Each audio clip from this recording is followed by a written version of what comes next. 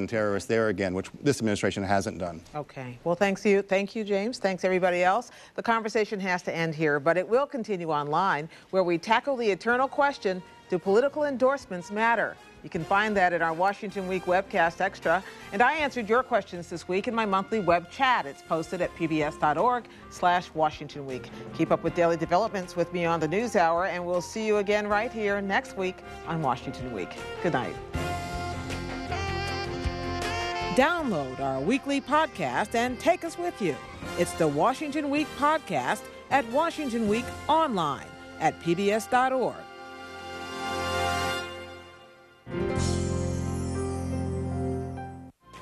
Funding for Washington Week is provided by One Line helps communities turn plans into reality. Helps shippers forge a path to prosperity. Helps workers get back to work. One Line is an engine for the economy and the future. Norfolk Southern. One Line, infinite possibilities. Corporate funding is also provided by Prudential Financial, Boeing, AT&T, Rethink Possible. Additional funding is provided by the Annenberg Foundation, the Corporation for Public Broadcasting, and by contributions to your PBS station from viewers like you. Thank you. Trusted, in-depth, independent. PBS. Interwest is a retail independent insurance agency offering a full range of business and personal insurance products. We're very proud of our alliance with public television and thankful for the opportunity to serve our local communities. Coming up, an all-new Rob on the Road. Great getaways. Immerse yourself in the breathtaking views at Point Reyes National Seashore. Hit the high seas bound for the Pacific and get up close and personal with lions, tigers, and bears. Oh my. It's Rob on the Road. Great getaways. Next time on Frontline, the epic story of the global financial crisis continues. It's still the Wild West in American capitalism. The White House let the bankers off the hook. The banks were no longer under the thumb of the government. Between $500 million and $1 billion in customer money was missing. This crisis really never ended. Occupy everything! Money, Power, and Wall Street. Tuesday night at 9 on viewer-supported KVIE. Growing up in the 80s, we used to play hide and go seek, hopscotch. All of a sudden, those streets I used to play in were flooded with violence and drugs. I looked out my window where my neighbor had been shot, and I really didn't see myself making it to 21. I retreated to my living room to find safety. PBS became a window into a broader world. If I ran home, I got to watch Bob Ross. It would just soothe me. Art is an extremely important part of my life today. I'm one of the founding members of Artists for Humanity. I do my best to keep kids out of gangs, to make sure that there is a clear path towards success. I found that path through PBS. Growing up, sometimes I felt despair, but when you can turn on the television and see a beautiful world, it gives you hope that you can make it to that world. My asthma is hereditary. Olympic gold medal swimmer Debbie Meyer, like so many people here in the Valley, struggles with asthma. My lungs get clogged up and it's hard to breathe. Breathless. Could you imagine not being able to breathe? I'm Jennifer Whitney. Join me as we explore asthma triggers and state-of-the-art treatments in Breathless, Asthma in the Valley. On Viewfinder, Wednesday night at 7 on KVIE Public Television. Hi, I'm Yul Kwan from the new PBS series, America Revealed. Make Wednesdays your destination for exploration. First, see what it takes to survive the first days of life in the wild on Nature. Next, on Nova, can a computer beat the best contestants on Jeopardy? Then, join me for America Revealed and see how we are all part of a new industrial revolution. This Wednesday, PBS is your destination for exploration. You're watching KVIE Public Television.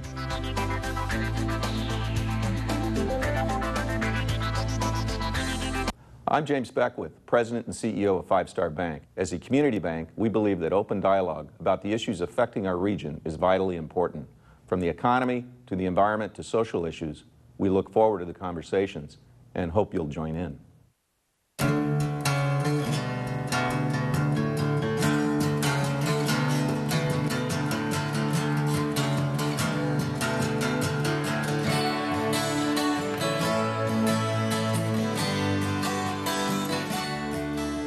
Welcome to Studio Sacramento. Today's show was developed in partnership with the American Leadership Forum, with a focus on civil discourse about something that many Californians are very passionate about. If you want to throw an emotional grenade into a conversation, ask a person about their view on immigration. While nationally, immigration has many faces, in California, the majority of immigrants, both legal and illegal, are Mexican in origin. How California addresses its Mexican immigration issue has broad impacts on our economy, our culture, and our future. Joining us today are Marco Rodriguez, President of the Mexican Cultural Center, Carlos Gonzalez Gutierrez, Consul General of Mexico in Sacramento, and Mario Gutierrez, Vice Chair of the Board of Directors of Farm Worker Justice. Welcome all to the program. Thank you, Scott. Thank you, Scott. Good to be here. I want to start off with a quote from an article and get your reaction to it. This is by writer Alan Karuba, and the article is titled, "Immigration is Destroying California." There was a time in America where America needed immigrants to work in its factories, to help build its infrastructure of roads, bridges, tunnels, to go west to farm its plains, and all the other tasks necessary to nation building. That era is over. Now immigration, especially illegal immigration from Mexico, Central and South America, is the source of major social and economic problems. What do you I would think? say he's living in a fantasy land. I think that Really? California is not only dependent on immigrants, but it's part of our rich culture. It has been from before the founding of the state. And I think that when you think about the #1 source of food for the country, 8% of the food of the country comes just from the Central Valley, is solely and completely dependent on immigration from Mexico. And so it's not just workers, but it's the people, the culture, the contributions that they make. And then we will always be dependent on a workforce that will do the hardest and most difficult labor, and that is agriculture. And those jobs, you say that we're dependent on those people to do those jobs. And those jobs, even in an economic climate like we're in right now, are these jobs where it is that other Californians are ready to take those up? You know, I can't see the average Californian individual willing to be working on demand. You know, when you talk about farming, when you talk about vegetables, those are harvested, you know, in the peak of the summer season. You know, and then 12-hour shifts or longer, and I can't see our Californian, you know, being out there in the fields harvesting these fruits and vegetables, and this individual that's quoting this could never be a vegetarian. But isn't there, with California's unemployment at 10.9%, and the Sacramento region's at 11.4%, isn't there a case to be made that every available job should go to a citizen of this country? They're welcome to take the job. The United Farm Workers has had a campaign, is come take my job, and openly saying, come out and work in the fields with us, take my job. And they only got one person to try it, and they didn't last more than 3 hours. More than half of unskilled workers in California are immigrants. By unskilled workers, I mean jobs that do not require a high school diploma. This is not new. This is being built over decades. And California has been importing that labor from abroad. It's simply denial to say that California, and the United States in general, but particularly California, does not need immigrants. Well, Mr. Consul General, the question though is this, is that there has been a drumbeat of dialogue going on that says that the immigration problem, particularly from Mexico, as they define it, is one where it is that Mexican citizens are coming to this country, they're consuming services, they are putting a load on our taxpayers and on our social safety net, and that we just can't afford that anymore. What's your response? That, unfortunately, public discussion in this country has taken it the other way around. The country that is subsidizing the other is Mexico, not the United States. Wait a minute. The country that is subsidizing the other is Mexico, not the United States? Yes. You're going to have to give us a little bit of detail on that. Well, if you watch certain programs on cable TV in the United States, you would conclude that it's the United States allowing Mexican workers to come here and earn some living, and that Mexico is in the business of exporting people.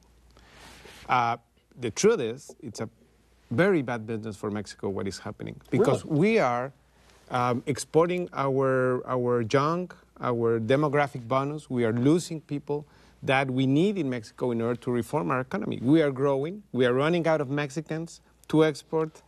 So we're running out of Mexicans to export? For several reasons, yes. And for the last 2 or 3 years, it has been almost zero, the net flow out of immigrants from Mexico. Mm-hmm. Mario, as a person who has worked on issues related to improving the condition of farm workers for years, tell us, in a scenario where it is that only citizens of California could hold jobs in California, what impact would that have on the industries where it is that there is a large immigrant workforce? It would be devastating, devastating to not just to the economy, but to the cultural fabric of the state. Scott, look, the majority of people in this country are in favor of some form of immigration reform. You know, everything from temporary, visas for workers to the path to citizenship. But regardless how we define it, we all know that this is something that needs to happen. It's all about the dignity of those workers, the dignity of those families. Now, I want to speak to an issue, staying with the issue of what happens if only Californians can hold jobs in California. Currently, America is known, but particularly California and the Central Valley is known as the breadbasket of the world. Mm-hmm. Talk to us from an economic impact in terms of our competitiveness from a food production standpoint about the people that you represent. Well, look, without having the kind of workforce that has been able to sustain agriculture from Calexico to Redding, all up and down the valleys in the Salinas Valley, we would not be able to continue as the leader in the country to provide cheap food, inexpensive food, quality food, and safe food. This is about food security. The dependency would be, if we don't produce the food, then we're going to be competing on the world market more and more with China, with Turkey, with Chile, with other countries that are exporting food.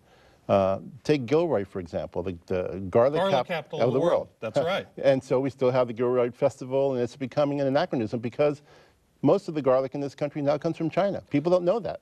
But that's one of the examples. Most of the garlic in this country does not come from Gilroy. The majority of the garlic now comes from outside the United States. And it's just one example of how we're beginning to see the erosion of our competitiveness as a state to produce the kind of food that we are become accustomed to, which is fresh, which is local, which is quality, and which is safe. And Mario, the root cause of that has to do with immigration? It does. A lot has to do with immigration, specifically when the conditions are not favorable for them to come and visit, and to come and work in a peaceful environment and make an honest living. And I think the agriculture is a big part of that, because if we take out all of the undocumented workers or people that are still documented and working in our farms, because we do have some of them, your costs to produce these goods are going to be outrageous. Nobody's going to want to work for $8.95 an hour, without any benefits, no medical benefits or anything, no pensions, nothing that comes with it. So, the fact that food needs to be produced in other countries. You know, Mario made a good case, you know, now also we lose the quality control that we do have right here.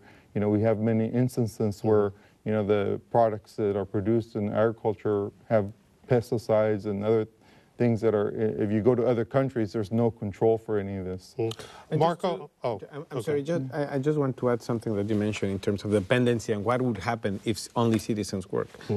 To use California agriculture, 90% of people who work today in California agriculture is born outside the United States. Of those, 90% are Mexicans, and of those, 90% are undocumented. So it's really denial to say that only U.S. citizens must work in the fields in California, because simply there would not be enough labor force to do that. Yeah. Well, Marco, let's change the dialogue from talking about farm workers and farm production, which is incredibly important, but let's talk about the emerging economy and jobs and what's happening with the demographics of this state. We have a large population of Mexican descendants, and they are going to be a major force demographically in creating the professions, powering our economy. How do things like education standards and attainment and access play into this discussion of immigration?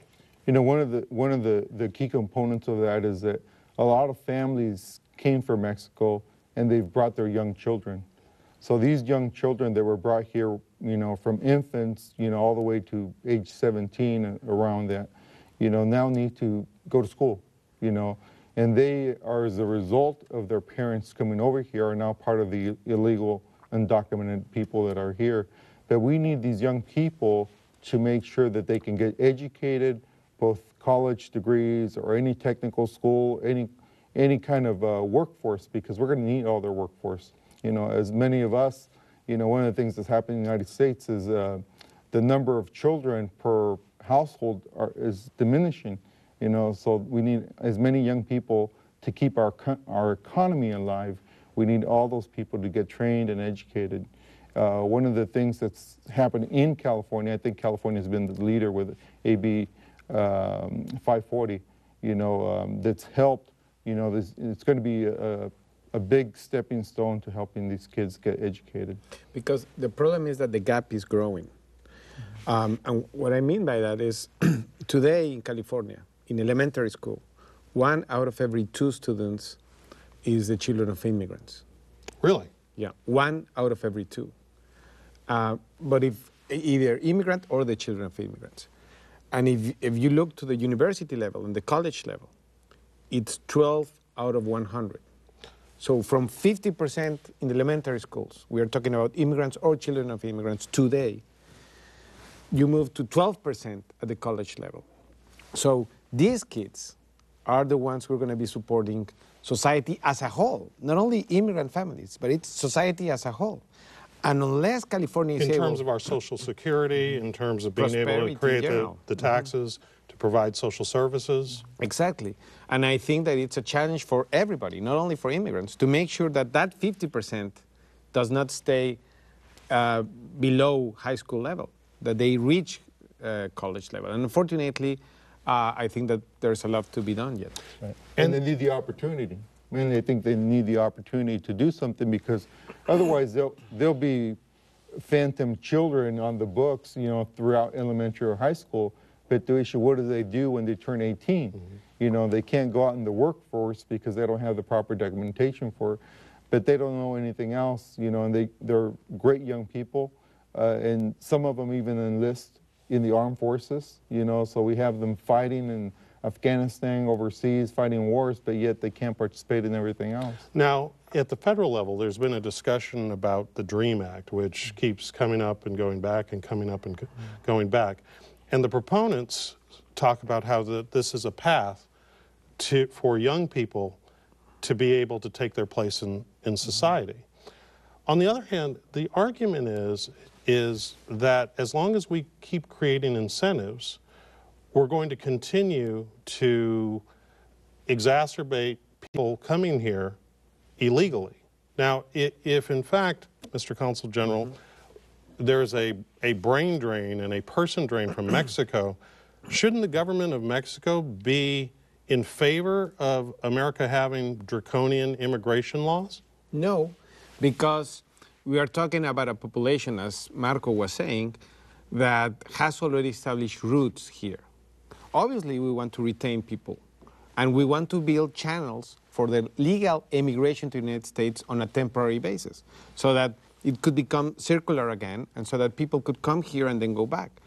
But what about those who are right here younger than 15 years old, as 25% of all immigrants in California arrive to the United States younger than 15 years old, that have spent their whole life here, for whom Mexico is almost a foreign country? They cannot be sent back. That is inhumane. And we need to face reality. Instead of treating them just as any other type of criminal, we think that both countries should treat them as a fundamental link between Mexico and the United States. No, but hasn't that fundamental link been broken since September 11th? Because as I recall, part of the issue with even farm workers being able to move from Mexico to the United States and back has been damaged by the outcome and aftermath of September 11th. Right. So This is like, to use an old social work term, benign neglect from the 60s. Up until September 11th, there was an accommodation and a sense that people would come and they would work, and they would go home part of the year and spend it with their families, then spend the holidays, and there would be this shuttle immigration. Once the border became militarized, it became very difficult for people to cross, very expensive and very dangerous. I mean, we now have vigilantes on the border with shotguns waiting for people to come over the border. So people tend to stay, and when they're not working, they're living in a very difficult. I mean, I've seen people in poverty living 10 in a small room, or living in the back shack waiting for the next crop to come. That's no way to treat people who are contributing so much to our economy. And there's another issue, this whole notion of illegal versus or undocumented. The fact is, they are not criminals. It's not a criminal offense to be here without papers. It's a civil penalty. It's being criminalized by places like Arizona and Alabama and others. But the fact is that we have always been a nation of immigrants. It's only recently that we've seen this notion of illegality for whatever reasons. Mario, let's put it squarely on the table. There is, in this discussion, one of the things that comes up, and actually I want to read to you something, is about the nature of the population that you are using the term undocumented. Others use the term illegal. And there is a quote that goes, "Large chunks of California, Texas, Arizona, Nevada, New Mexico, and Florida have become Spanish-speaking enclaves. They are part of the United States in name only. Immigrants are no longer required to learn English. The fastest-growing TV and radio stations are those broadcasting in Spanish. Everywhere one goes, ATMs, restaurants, motor vehicle departments, Spanish is prevalent.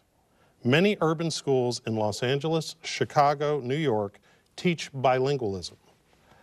We are no longer one people who share the same language, culture, history, customs, heroes, literature, and traditions. The bonds of our national union are being torn apart." And this was Jeffrey Cooner, the president of the Edmund Burke Institute, in the Washington Times back in 2009. Mm-hmm. How do you react to that? It's a very dangerous statement. To me, it's veiled racism.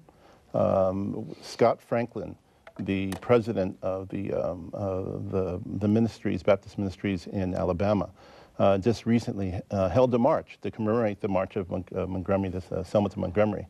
And they have called this immigration and undocumented issues, the civil rights issue of our time, and they were marching hand in hand with the leaders of the civil rights for Latino immigrants in this country. We have to call it what it is. We can call this, security and everything else, but there is a certain element to this whole discussion and debate that is just veiled racism, and we just have to call it for what it is. Is there any legitimate point in here about people who are concerned that we're losing our traditions in this country? Think about the fact that a place like Chicago or the Midwest, they have a real richness of people from Eastern Europe, from Scandinavia. Florida has multiple cultures. It's who we are. It's the richness of society. If we don't have the kind of richness that we all bring as immigrants, me being a son of immigrants, et cetera, that's what makes this kind of country strong, is the coming together. And I think our youth understand it better than some of these commentators that we're hearing now. And Marco, as a matter of fact, is it not the case that part of the malaise that affects some of our closest trading partners, Japan, Greece, Great Britain, Italy, France, has to do with the aging population? And no new blood. No new blood. You run out of new blood. One of the things I was going to mention is that a lot of what immigration has to do is the opportunism of the business people. Let's take construction for one. When construction was abound everywhere, I mean, you would see Mexicans everywhere building houses, building roads, building everything else. So when the economy is great, the federal government actually looked the other way. I mean, we were having more people coming over here and building our houses. But as the economy slowed down, that's when the problem came about. Mm-hmm. So some of this has to do with the economy. When everything's going great, we have more work, we need them. Mm-hmm. So I'm saying opportunistic because if I was a construction company, I need all these Mexicans to build for me. But let me take this one step further, and with all due respect to the Consul General, does some of this come from people feeling that immigrants that are coming from Mexico, are they Americans or are they Mexicans, and are they really a part of this country or not? The sad thing about that is some of these individuals have no land because they're not part of our society legitimate. Mm-hmm. And then as the Consul pointed out, when they go back to Mexico, they're either deported or sent back, can't come back. They don't belong over there. They can't adapt to the system and to the way of life, and they can't find a job over there, they can't find a job here, so they become, somewhere that they don't find where they belong. So I think it's a loss of identity, which leads to crime. Mm-hmm. They go into the underworld and they become criminals. Mm-hmm. So they accidentally become criminals. It's very dangerous, as Mario was saying, because the truth of the matter, Mexicans do not come from the other side of the moon.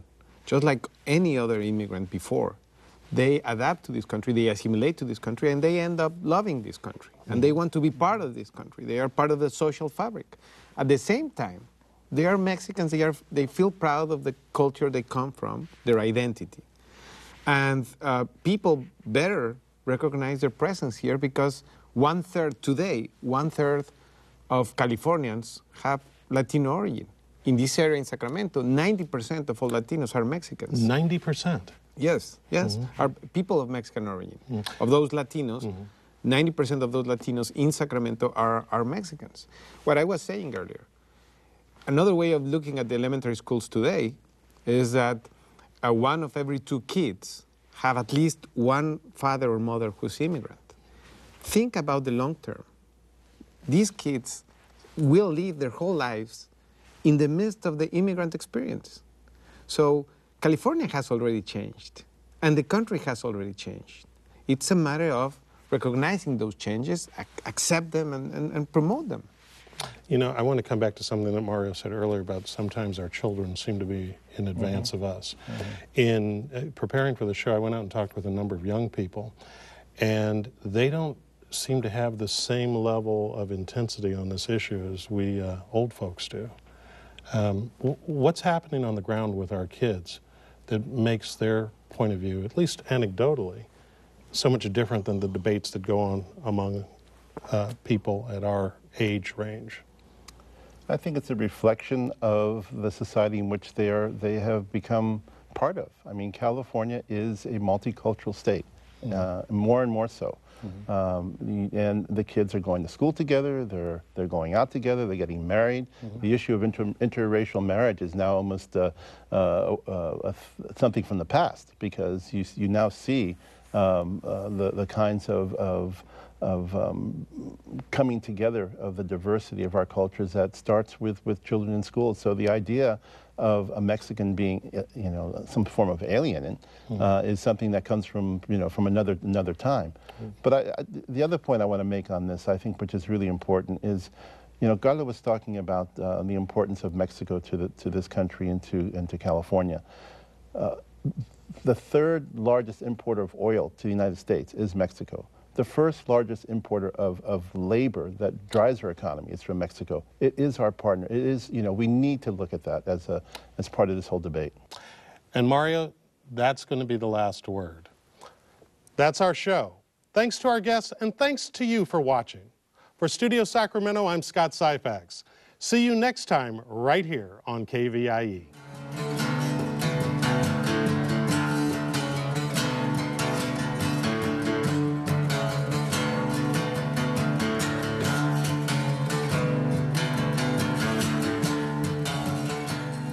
I'm James Beckwith, President and CEO of Five Star Bank. As a community bank, we believe that open dialogue about the issues affecting our region is vitally important. From the economy to the environment to social issues, we look forward to the conversations and hope you'll join in.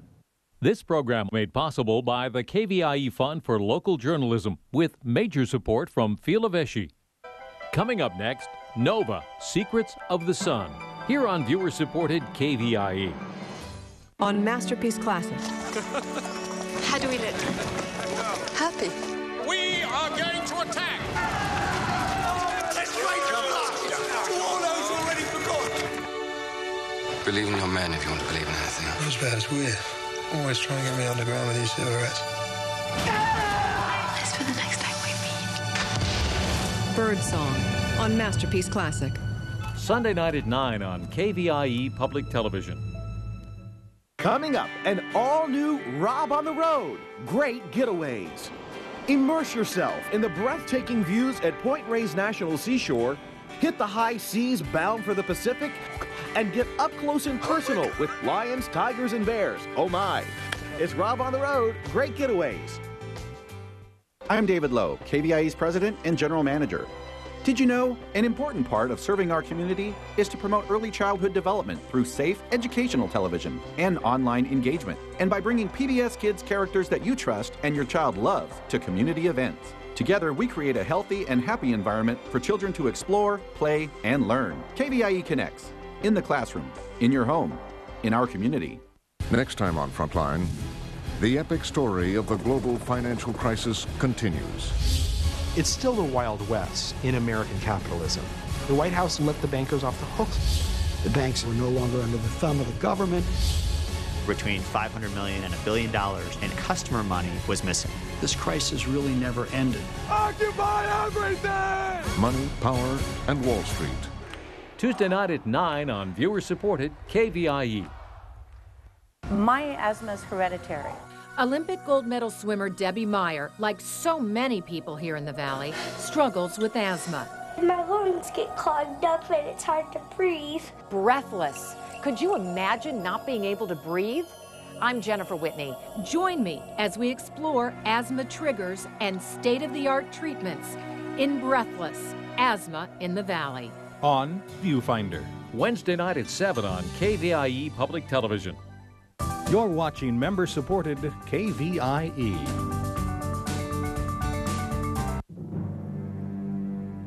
The wonders of science, the inspiration of the cosmos, and the nature of the world we inhabit. GenCorp and Aerojet are proud to sponsor the award-winning science program, NOVA. UC Davis Health System presents, what do you see? I see a space alien. Actually, it's the frontier of surgery. Right, Dr. Boyd? Correct.